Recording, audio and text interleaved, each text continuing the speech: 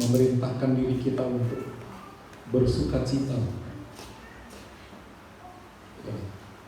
Kita usir semua hal-hal yang membuat kita lemah. Kita akan nikmati firman Tuhan hari ini dari kitab Rasul Paulus kepada jemaat Korintus di 1 Korintus pasal pertama ayat 26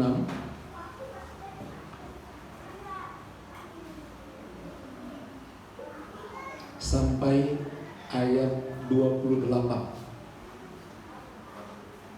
1 Korintus pasal 1 ayat 26 sampai ayat 28. Mari saya undang bangkit berdiri, kita baca bergantian. Saya mulai dari ayat yang ke-26. Ingat saja saudara-saudara, bagaimana keadaan kamu ketika kamu dipanggil. Menurut ukuran manusia, tidak banyak orang yang bijak, tidak banyak orang yang berpengaruh, tidak banyak orang yang terpandang. Tetapi apa yang membuat dirinya dipilih Allah untuk melakukan orang-orang yang beriman, dan apa yang mengangkat dirinya dipilih Allah untuk melakukan apa yang kuat. Ayat 28 kita baca bersama-sama. Dan apa yang tidak terpandang dan yang hina bagi dunia dipilih Allah, bahkan apa yang tidak berarti dipilih Allah untuk menyatakan apa yang berarti. Puji Tuhan, silakan duduk. Yang berbahagia adalah yang mau mendengar firman Allah, merenungkannya dan melakukannya. Saudara, menurut dunia ini ada ukuran-ukuran, ada standar. Kalau menjadi seorang menteri ada ukurannya. Untuk menjadi seorang pemimpin satu perusahaan ada kriterianya. Untuk apa saja di dunia ini ada ukurannya. Untuk menjadi terhormat, terpandang, disegani ada ukurannya. Bahkan tradisi orang Batak tentang disebut orang yang berhasil itu orang yang hebat, seperti dalam setiap acara Hamoraon, Hagabion, Hasangapon. Itu prinsip orang Batak. Itu sebabnya apapun diupayakan supaya anaknya bisa menjadi orang hebat, menjadi orang kaya. Apapun diusahakan supaya anaknya punya kedudukan. Hasangapon. Apapun anaknya harus menikah dan memiliki anak. Hagabion. Itu ukuran keberhasilan orang Batak. Dan kemanapun dia pergi merantau, diharapkan dia menjadi berhasil di dunia ini dimanapun dia pergi merantau. Semoga dia dapatkan Hamoraon, Hasangapon, Hagabion ini. Dan kalau salah satu nggak dapat, belum lengkap. Itu sebabnya dalam upasa kalau pesta adat disebutkan demikian. Marana 10 itu, kalau benar ya, Marlboro sekian, satu aja repot ya. Gimana kalau 17 ya? Bilangan itu ganjil. Itu perlu dipelajari. Mengapa seperti itu? Ya, pasti upasanya begitu disebut kalau pesta. Itulah prinsip orang Batak di Berbati. Tapi presiden kita bikin satu peraturan dulu, karena Indonesia ini ya kelihatannya tidak maju-maju. Biar semua merata, dibuatlah program transmigrasi. Bukan dari Sumatera ke Jawa atau orang Batak ke Pulau Jawa, tapi dari Pulau Jawa dan umumnya orang Jawa dikirim ke seluruh Indonesia dan mempengaruhi budaya masuk ke Sumatera, menguasai kawasan Sumatera. Ada kampung Jawa, sampai ke pedalaman kampung Jawa. Seperti itu. Dan akhirnya membuat satu bangsa tidak ada yang tulen. Batak kejawaan, Padang kejawaan.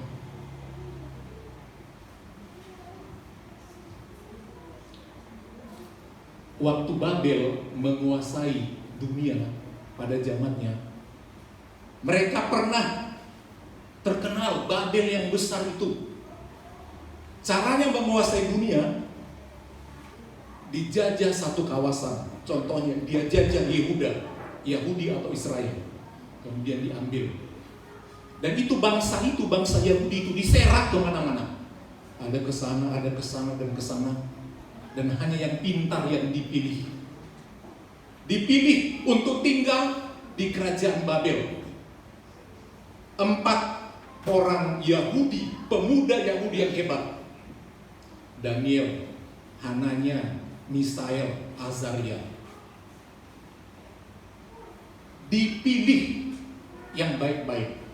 Nah, kita lihat di sini sepenggal suratan Rasul Paulus ke jemaat di Korintus. Dia mengingatkan setelah jemaat itu makmur, mengikuti kemajuan kota Korintus, diberkati. Rasul Paulus ingin jemaat itu mau melayani. Jangan merasa kalau udah mulai diberkati lupa siapa dirinya dan untuk apa dia diberkati. Setelah Injil masuk, mereka mengenal Tuhan. Mulai jemaat itu dipengaruhi oleh ajaran-ajaran agama Yahudi yang mengatakan keselamatan dalam Taurat, keselamatan dengan menjalankan sebuah hukum Taurat. Tapi Rasul Paulus mengingatkan keselamatan diawali dengan iman dan Tuhan Yesus yang mengampuni dosa kita dan memampukan kita memperoleh keselamatan itu oleh anugerahnya. Itu bukan kekuatan kalian. Tapi Yahudi katakan, bodoh kalian. Masa Tuhan kalian disalibkan? Tuhan harus disalibkan untuk menyelamatkan. Tuhan yang bodoh. Mereka menghina kekristenan. Masa keselamatan dengan cara seperti itu? Orang Kristen dihina. Pada waktu dihina, sampai sekarang pun orang Kristen dihina. Mengatakan yang disembah adalah manusia. Mengatakan bodoh, masa Tuhan bisa mati?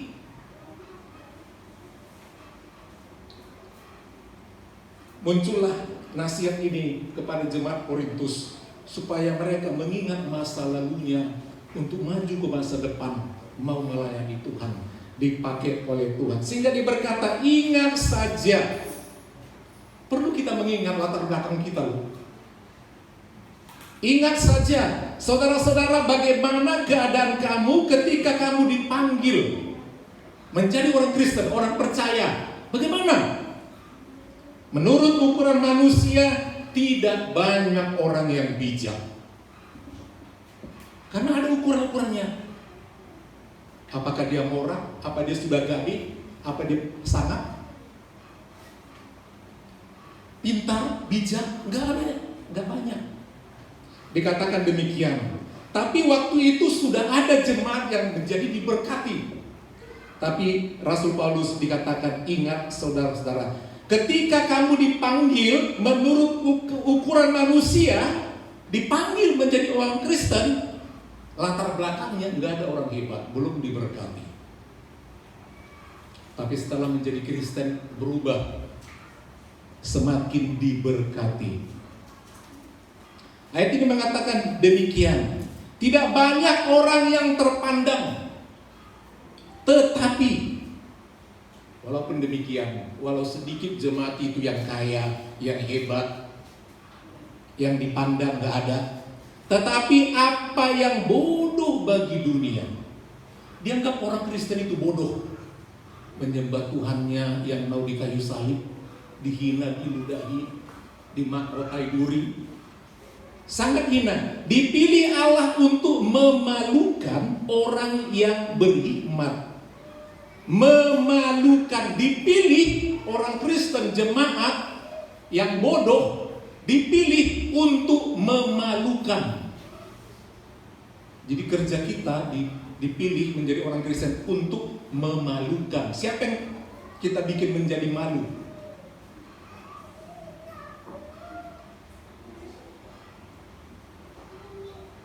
Dalam ayat ini dikatakan untuk memalukan orang-orang yang berhikmat dan yang lemah bagi dunia. Zaman itu banyak yang lemah secara ekonomi, pendidikan, dan lain sebagainya. Dianggap lemah orang dunia. Kita lemah bagi dunia, di pandangan dunia. Walaupun demikian, dipilih Allah untuk memalukan apa yang kuat, memalukan apa yang berhikmat, yang dipandang berhikmat, memalukan apa yang dipandang kuat. Kemudian, dan apa yang tidak terpandang. Jemaat banyak yang tidak terpandang dan yang hina bagi dunia. Hina, kita tidak dianggap orang, dipilih Allah. Bahkan apa yang tidak berarti. Ada jemaat yang merasa tidak berarti. Itu sebabnya Bapak Gembala berusaha mengunjungi semua jemaat di dalam kondisi ekonomi bagaimanapun, sebab Allah mau memilih. Dipilih Allah, ya, yang tidak berarti, dipilih Allah untuk meniadakan apa yang berarti. Jadi kita lihat yang diperlihatkan di sini, apa yang bodoh, apa yang lemah, apa yang tidak terpandang, apa yang hina, apa yang tidak berarti. Itu diperhatikan oleh Tuhan. Saudara merasa diri saudara bodoh? Amin. Dipilih Allah. Kalau udah merasa pintar, gak usah ke gereja. Saudara merasa lemah, saudara akan dipilih oleh Allah. Jangan pernah merasa kuat. Yang tidak terpandang, yang hina, tidak berarti. Jadi katakan orang yang bodoh, yang lemah, yang tidak terpandang, dipilih Allah untuk memalukan yang kuat. Bodoh, lemah, tidak terpandang itu dianggap orang yang lemah, tapi dipilih untuk memalukan orang yang kuat. Selanjutnya orang yang hina, tidak berarti, dipilih Allah untuk meniadakan apa yang berarti. Yang tidak berarti, yang hina, memalukan orang yang dianggap berarti. Artinya Rasul Paulus ini mengingatkan jemaat, kita harus berbuat sesuatu setelah diselamatkan oleh Tuhan. Dipilih untuk diselamatkan, dipilih menjadi Kristen. Tidak ada lagi ukuran siapa yang bodoh, hina, lemah, tidak berarti. Tidak ada lagi. Di dalam Tuhan kita menjadi orang yang kuat. Dan kita boleh dipakai oleh Tuhan. Yang tadinya tidak berarti, kita menjadi orang yang berarti. Yang lemah menjadi orang yang kuat. Yang kuat dipandang dunia dan berarti dipandang dunia, nggak ada artinya kalau dia tidak datang kepada Tuhan. Allah memilih orang yang dia mau pakai dari berbagai kalangan. Orang kaya, orang hebat, itu memang banyak dipilih. Tapi lebih banyak yang orang biasa-biasa dan hina yang dipilih Allah. Misalnya Salomo itu orang hebat, Daud, Paulus, Matius, Musa, Lukas. Orang-orang itu memang orang-orang hebat. Tapi Rasul Paulus mengatakan bahwa Allah mau memakai kita umat Tuhan untuk melayani Tuhan. Saudara, bangsa Israel latar belakangnya pertama sekali yang dipanggil, yang dipilih oleh Allah adalah Abraham. Dia dipanggil dari Ur Kasdim. Ur Kasdim itu adalah yang sekarang ini petanya adalah Irak. Irak sangat banyak ditulis di Alkitab tentang tokoh-tokoh penting di Alkitab. Pertama adalah memang Abraham dipanggil dari Ur Kasdim, itu Irak. Dan dari Irak dia dipanggil keluar. Jadi kalau ditanya leluhur Abraham itu orang Irak. dari Ur-Kasdim, orang Irak. Kemudian dipanggil, dia keluar menuju tanah Kanaan. Tanah Kanaan jumpa sama siapa? Orang Filistin.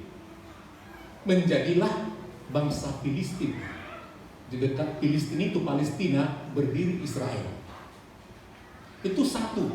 Israel, Palestina, makanya sampai sekarang rebut-rebutan lokasi sembahyang mereka. Jadi dari dulu memang ini terjadi perselisihan. Sampai di sana kita melihat ada satu kerajaan yang paling kuat pada zaman purbakala, yaitu kerajaan Babel. Dia disebut sebagai kerajaan yang adikuasa. Kalau kita lihat dalam kitab Kejadian, Babel mendirikan menara Babel.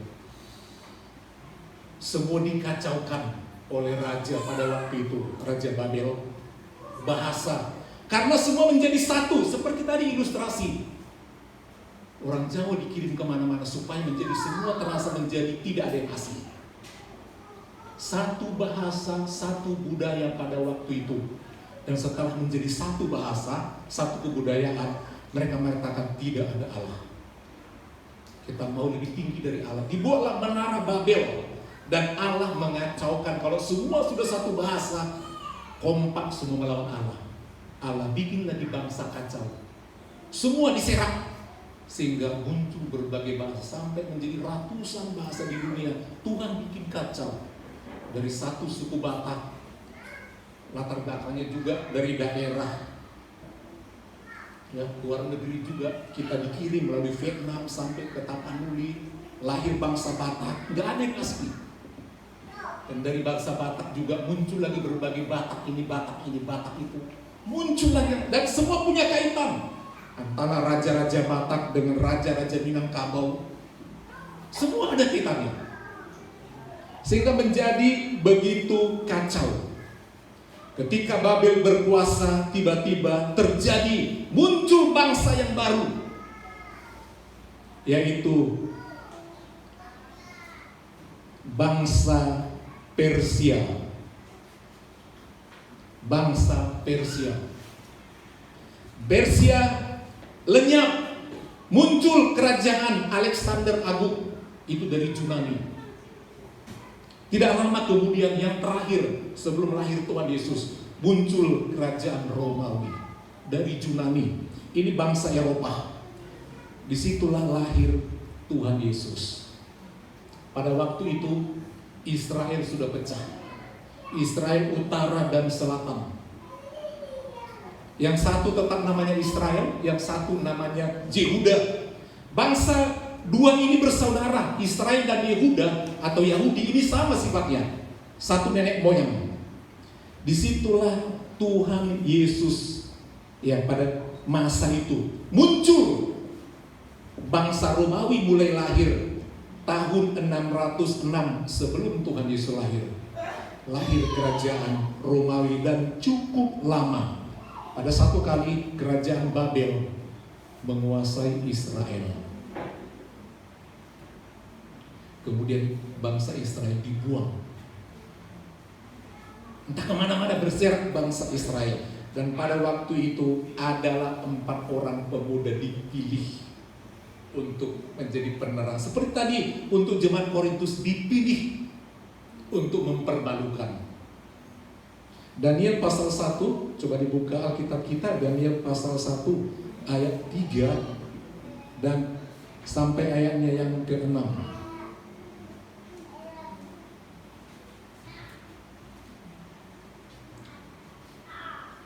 Daniel pasal 1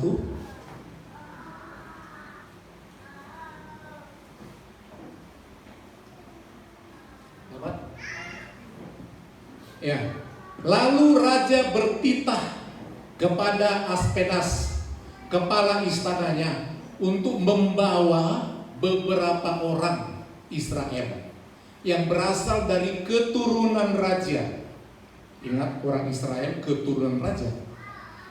Kemudian yang berasal dari keturunan bangsawan.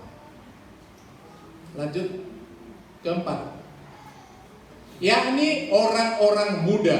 Perhatikan orang muda. masih sehat, pintar.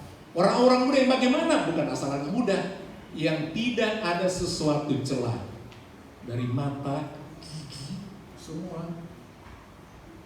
Seperti orang mau masuk ABRI atau AKABRI, itu dicek semua. Baru boleh, tingginya, perawakannya, yang tidak ada sesuatu celah. Kemudian yang berperawakan baik, beratnya, gemuknya pas ideal, hanya berperawakan baik. Tidak ada celah di tubuhnya dari ujung rambut sampai telapak kaki. Yang memahami berbagai hikmat, yang pintar, banyak ilmunya. Kemudian mempunyai pekerjaan, yakni orang muda yang tidak ada sesuatu celah, yang berperawakan baik, yang memahami berbagai hikmat, berpengetahuan banyak, dan yang mempunyai pengertian tentang ilmu, yakni orang-orang yang cakap, bukan cakep ya, cakap, artinya punya keahlian, cakap untuk bekerja dalam istana raja, supaya mereka diajarkan tulisan dan bahasa orang Kasdim. Tulisan dan bahasa orang Kasdim.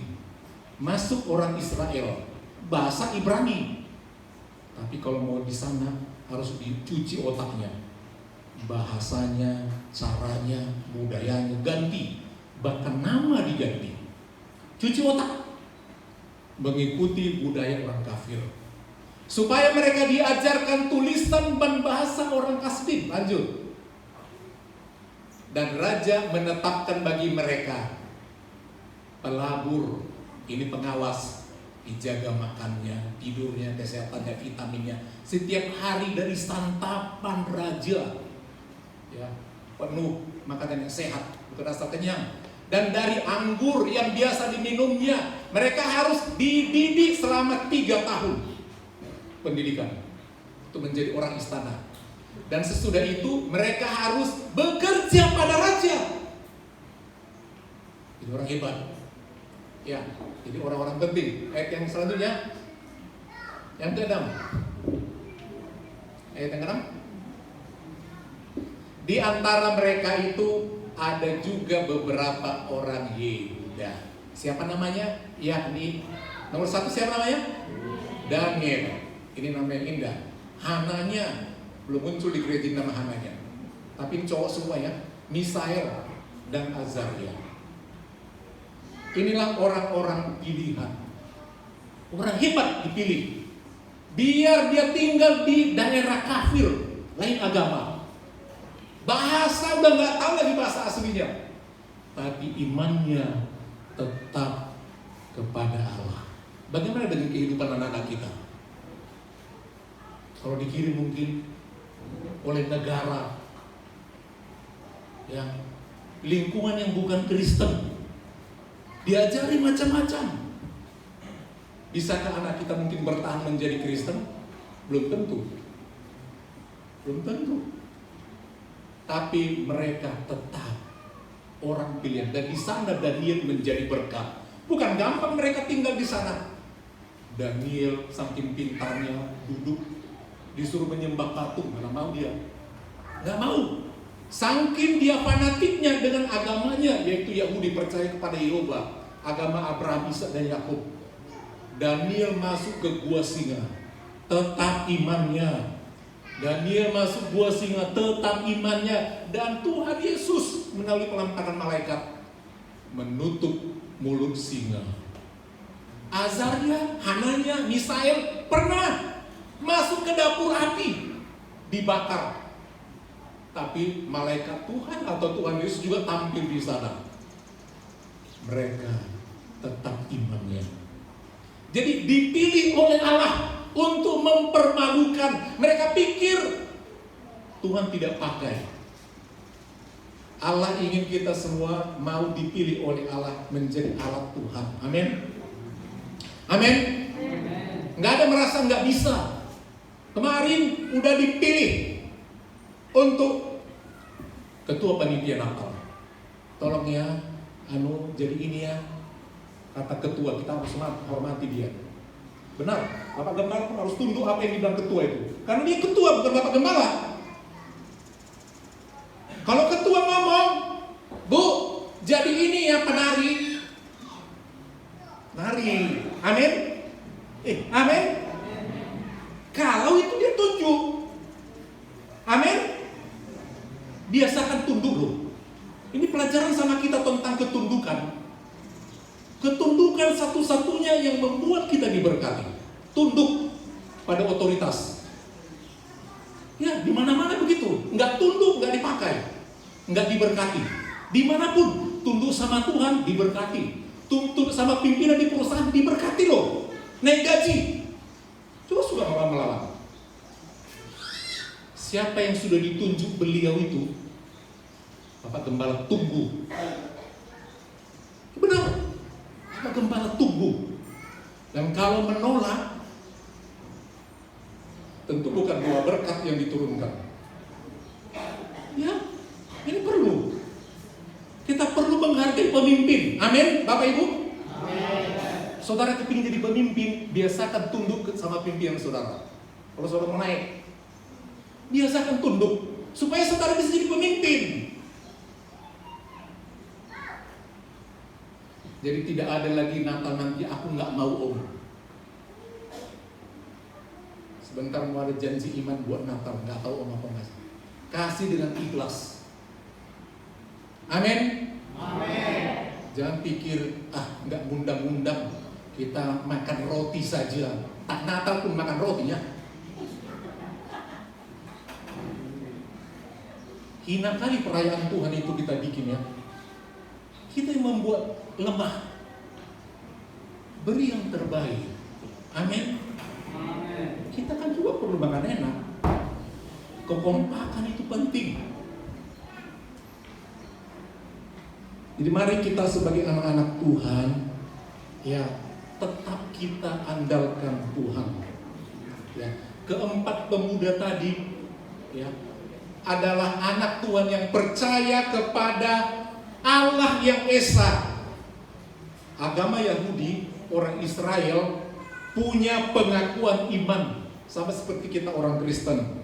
Kita punya pengakuan iman rasuli, ya itu berasal dari pengakuan iman Nisea, pengakuan iman Konstantinopel, hanya dua bagian itu yang ada di sebuah gereja.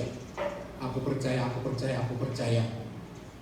Tapi orang Israel punya pengakuan iman mirip dengan pengakuan syahadat agama tetangga. Ulangan pasal 6 ayat 4. Tolong dibuka. Ulangan pasal 6 ayat 4. Ini pentingnya menjaga iman. Ulangan pasal 6 ayat 4. Inilah pengakuan dia. Dengarlah hai orang Israel. Pengakuannya, Tuhan itu Allah kita. Tuhan itu Esa. Amin. Tuhan saudara berapa? Jadi yang monoteisme, pengakuan iman di dunia ini nomor 1 pertama kali, sebelum muncul agama lain, pertama kali yang mengakui Tuhan itu Esa, Israel.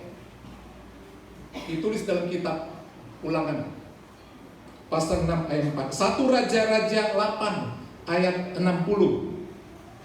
1 Raja-Raja 8 ayat 60.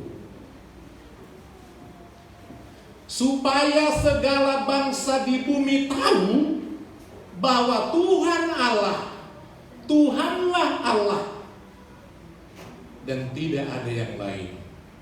Jadi salah satu cuplikannya ini, hanya Engkau, Yesus, Tuhan Allah, gak ada yang lain.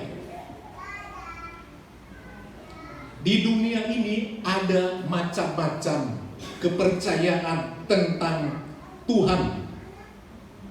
Yang percaya sama satu Tuhan disebut apa? Satu Tuhan disebut apa?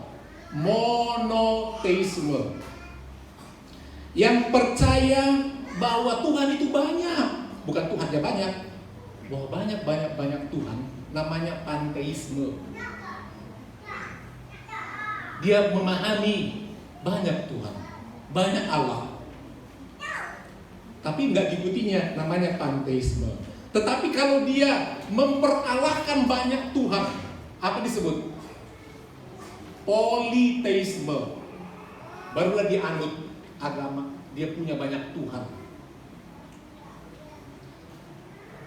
Saudara, yang agama percaya dengan Allah itu satu, monoteisme, nomor satu melahirkannya adalah Yahudi atau Israel.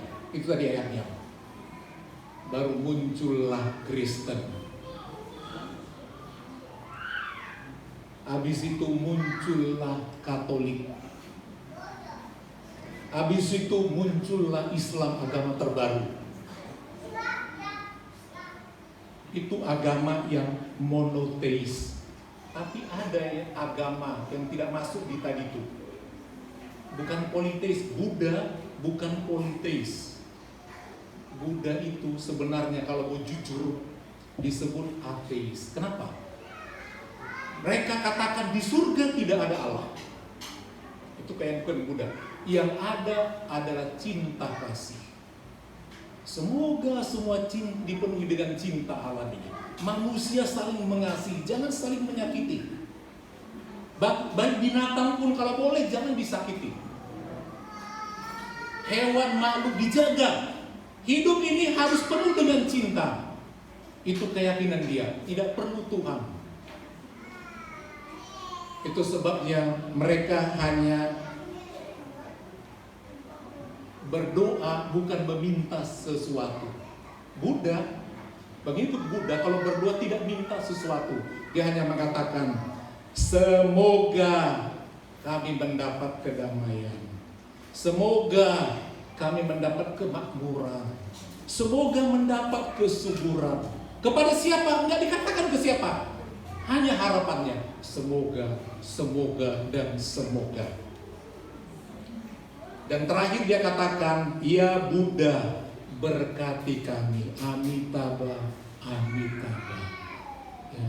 Buddha bless us. Kenapa?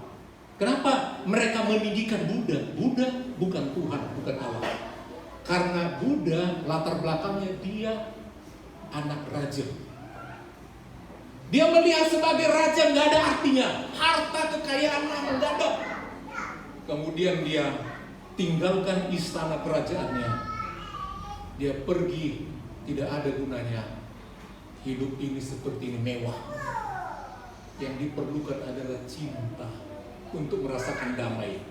Bahwa Gusar menjadi orang kaya sebagai raja, nggak ada damai. Aku mau seperti orang biasa kembali ke alam. Pergilah dia bersemedi di bawah pohon Bodhi. Dia bertapa-tapa, akhirnya dia mendapat satu kesucian hidup. Tidak ada lagi artinya hidup ini. Dia gundur rambutnya menjadi botak. Gak perlu lagi baju-baju mewah. Dia pakai satu selempang aja semua, menutupnya warna kuning atau warna putih. Dia dianggap sebagai orang suci dan pengikutnya menjadi banyak. Jadi orang Buddha mengagungkan Buddha, orang tersuci, dan Buddha yang memberkati.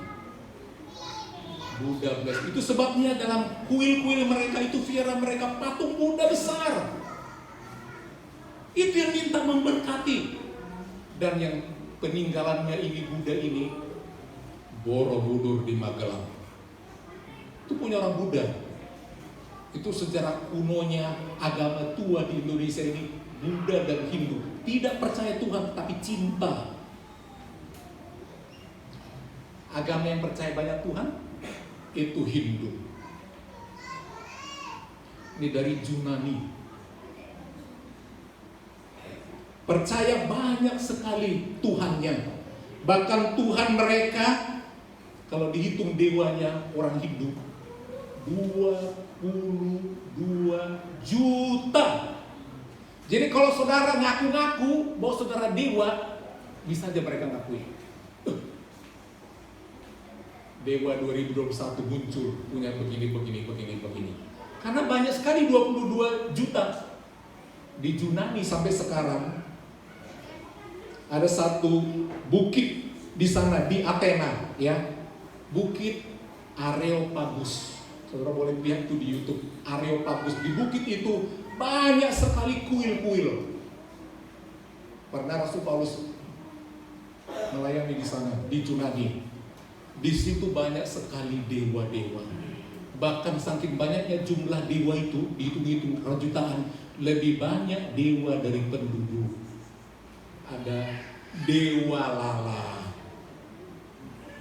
ada dewa ikan, itu muncul di Mesir. Ada macam-macam nama-namanya. Ada dewa katak, ada dewa nyamuk. Itu sebabnya di Mesir juga begitu banyak dewa-dewa itu. Sebabnya Tuhan memakai dewa-dewa itu, ikatkan bahwa kuasa Tuhan lebih besar dari dewa-dewa itu. Bangsa Israel dijajah Mesir, dibuang Allah karena jahatnya, dibuang. Dan untuk keluar dari tanah Mesir, Tuhan katakan, ya, Musa, ubah air sungai Nil menjadi darah. Dia tahu dewa air itu yang ada di sungai Nil, Tuhan menguasai dewanya. Darah. Jadilah darah. Darah di mana-mana digali. Mata air semua menjadi darah. Gak bisa dimakan, bau amis. Kemudian juga ada 10 tulah itu. Satu kali belum juga diizinkan keluar. Dewa yang lain disuruh keluar. Nah Allah. Nyamuk, datang nyamuk. Nyamuk semua. Itu saking banyaknya supaya Tuhan tahu bahwa, supaya manusia tahu Tuhan menguasai semua dewa-dewa itu. Lalat, ayo keluar. Nyamuk. Seperti itu. Kata. Itu dewa-dewa semua. Jadi Tuhan mau mengatakan, di atas semuanya Allah tetap Allah, seperti pujian tadi yang dibawakan oleh anak kita Ricky. Kau tetap Allah. Amin. Kau tetap Allah. Yesus tetap Allah. Bahwa orang bilang gini kayak gitu kayak, Yesus tetap Allah. Mari kita sebagai anak Tuhan, saudara, orang yang dipilih oleh Allah merasa lemah? Amin. Karena dipilih Allah yang lemah katanya. Apa yang lemah? Apa yang bodoh? Saudara bodoh? Kalau karena bodoh lah dipakai Tuhan. Itu yang tadi jelas. Dipilih oleh Allah. Untuk apa? Mempermalukan orang yang merasa sok. Kita dipakai Tuhan. Jangan terus seperti itu. Jangan langsung kita lihat, nggak ada ini apa mau kasih buat Tuhan untuk nanti, nggak ada diminta-minta. Amin. Mana ada? Semua dari hati kita, layanilah Tuhan. Saatnya nanti Tuhan akan memperhatikan semua pengorbanan kita. Sehingga tadi ayat tadi kata, ingatkah kamu ketika kamu dipanggil? Amin. Saudara harus makin diberkati. Ingat, lebih diberkati. Coba waktu dulu bergabung sama jemaat di sini, saudara seperti sekarang ini. Coba kita ingat, enggak kan? Pasti lebih bagus sekarang kan? Amin. Kita harus ucapkan terima kasih loh sama Tuhan. Jangan kita tepiskan itu. Bapak Gembala masih ingat latar belakang waktu di Melcem. Waduh, perlu diingat. Mau ambil air di belakang gereja itu jalannya curang. Nunggu berapa orang antri di sumur itu, nimba. Masih ingat loh, masa lalu ingat. Sekarang mau soal air, putar. Amin. Bersyukur loh. Dulu atap gereja, bahkan pastori itu awal pertama apa? Karet, getah. Sekarang ada spandek. Berdoalah Tuhan berkati gereja kita bisa besar. Ingat kemurahan Tuhan. Ingat. Saudara ingin anak saudara diberkati, ingat, enggak terus seperti anak-anak kita ini. Lihat, tahun-tahun ke depan diberkati. Yang wanita, gadis-gadis dapat cowok yang keren-keren. Amin. Amin bilang, amin. Itu. Cowok-cowok juga dapat ya calon ibu rumah tangga yang cantik dengar-dengaran. Amin. Itu luar biasa. Udah gak sabar Korin ya. Kita harus diberkati. Anak-anak kita harus diberkati. Amin. Dipilih oleh Allah. Oh, mama kami gak punya ini, bapak kami gini-gini. Jangan, itu dulu. Tinggal kita mengingat kasih Tuhan itu sama kita semua. Amin, Bapak Ibu. Kita ingat ke depan yang indah Tuhan sediakan. Kita bangkit dulu.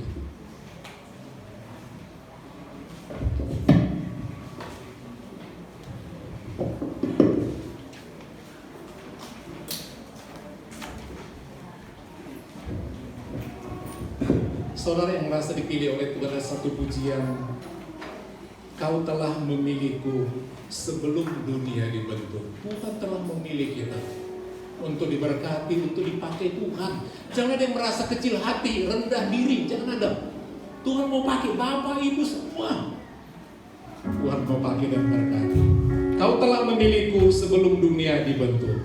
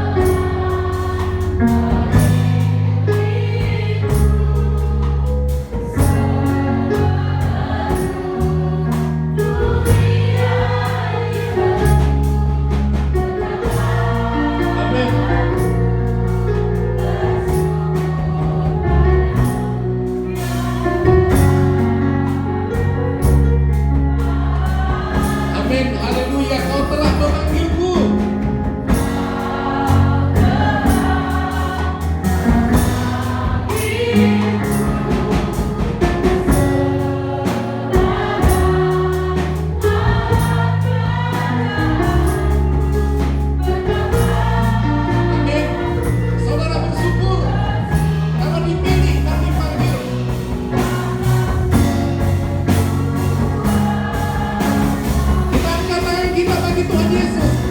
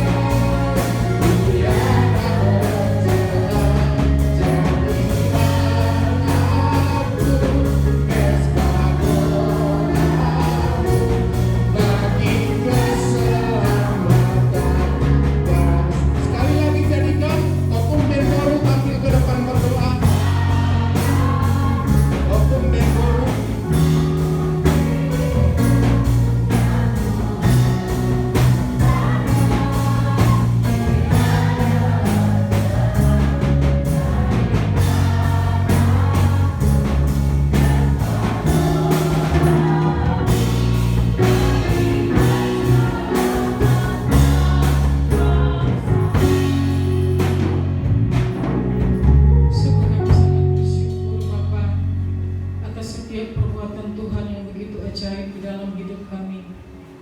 Kasih setiamu Tuhan Yesus senantiasa terus menyertai setiap hidup kami pribadi lepas pribadi.